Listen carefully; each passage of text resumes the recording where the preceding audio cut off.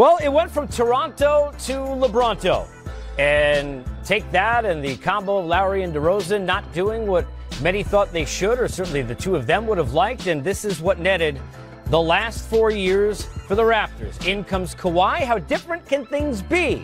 More on this series in their opening round matchup with the Magic. Here's Jared Greenberg. There is a whole bunch of optimism here in Toronto, mostly due to all the new faces, Kawhi Leonard, Marc Gasol, Danny Green.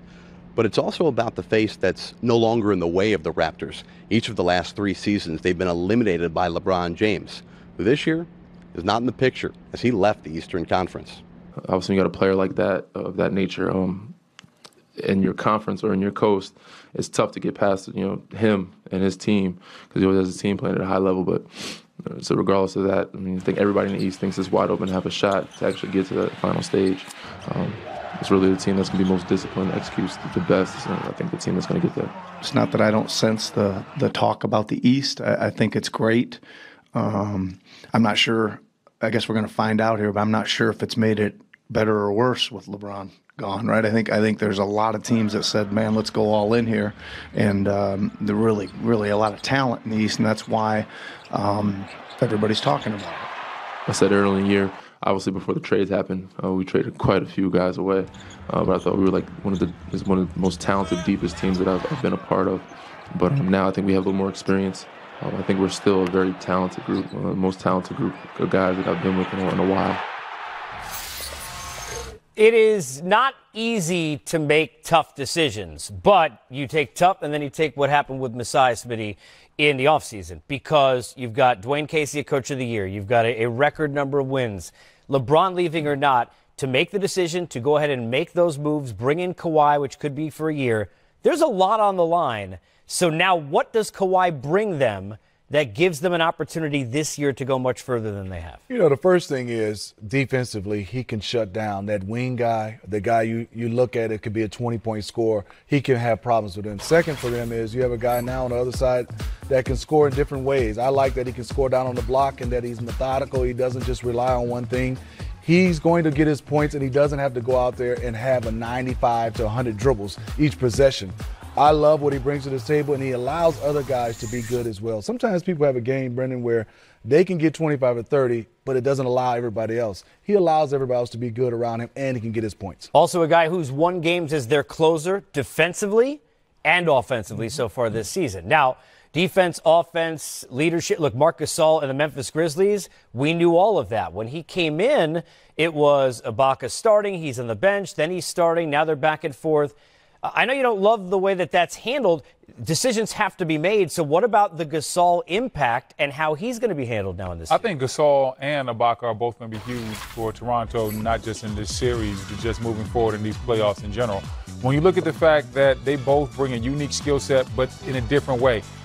Ibaka packs it from a defensive standpoint and offensive and rebounding, shot blocking standpoint. So he's able to hit shots from the three-point line to the mid-range, but then he's able to go out there and make those monster blocks and switch the screen and roll, and he gives you that two-way defender. With Marc Gasol, you could take advantage of him sometimes in the screen and roll a little bit, but offensively, he's somebody you can play through in the post. So if Kawhi isn't having his best stuff, or if Kyle Lowry's having one of those playoff funks that he's been known to get into, you can throw the ball to Marc Gasol. He can get you some points here and there, and he can get you assists. So I really like the combo of these two guys. When you put these two guys together, the two-headed center that the Toronto Raptors have right now, you definitely have a lot of experience and a lot of talent involved in that group.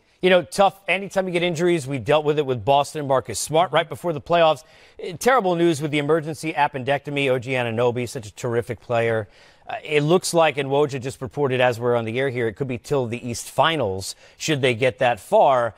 Does many of the little things, maybe not all on the stat sheet, what kind of an impact is that from a loss perspective, taking him out, and then who needs to step up in that group? Well, we looked at him last year. He started, and he was guarding LeBron in that series. He's a player that's a young guy, but that gained a lot of experience. His offense is starting to get better.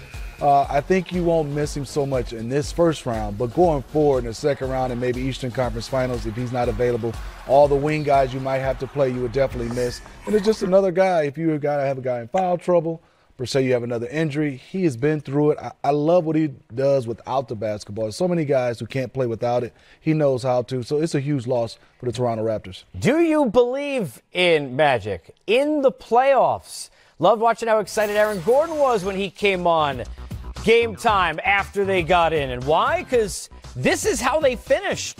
11-2 down the stretch. People talking about who gets in and who doesn't, and maybe sleeping on where the Magic were. So it was a big regular season. But when you look at the Magic, one thing has been a constant, Brendan. That is the Vooch story. Fantastic during the course of the year. What kind of an impact can he have to make this a tougher series than maybe some people or pundits look at it from the outside? Well, Vooch is a very versatile big man. He goes inside, outside. He can shoot the ball. He can pass the ball. So what he has to do is he has to establish himself from the beginning. They can't. I mean, they're up against the 8 ball anyway. They're moving uphill in this type of series. But if they are going to extend the series and possibly win it, it's going to be because Vucevic takes his game to another level. A lot of casual basketball fans probably haven't seen Vucevic play a lot of basketball. They're going to be treated to seeing one of the better big men in the NBA when you look at from the offensive end. What he does is truly special as far as taking his time on the block. He has great footwork. He has a nice mid-range jumper. Excellent moves, good free throw shooter, and he can hit the three-point shot. You know, I know it's not the NCAA tournament, but you and I were just talking about this guard play is still important. Yes. That's where the question lies, and how much they can maybe put that pressure on Kyle Lowry when you look at Augustine and Fournier in that group. They've done a nice job. Is it enough, though, Smitty? Well, I don't know if it's enough because I think because of the size of DJ Augustine, but he's had a fantastic year. Fournier has to knock down shots, but the key to me for the Orlando Magic is Aaron Gordon. You know, sometimes I think he gets confused on whether he's a small forward or a power forward the way he plays, where he's shooting threes or he's posting up. He's going to have that balance, and that Siakam-Aaron Gordon is going to be huge, that matchup between those two. Their big shot maker all year has been Terrence Ross. It's been a huge resurgence, so look for him in this series. Have to hit some of those. Big shot making, maybe not his thing, but creating for them certainly is. Will he have Embiid on the floor? More on the Sixers coming.